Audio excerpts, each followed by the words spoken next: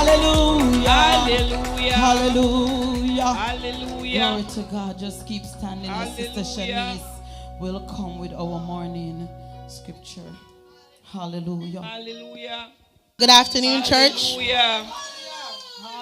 Today's scripture reading will be taken from 1 John 4, and I'll be reading from verses 8 through 12. Whosoever does not love does not know God, because God is love. This is how God showed his love among us. He sent his one and only Son into the world that we might live through him.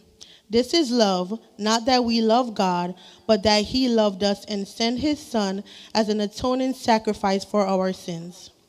Dear friends, since God loved us, we also ought to love one another. No one has ever seen God, but if we love one another, God lives in us, and his love is made complete in us. Here ends the reading of God's holy word. Thanks be to God. Hallelujah.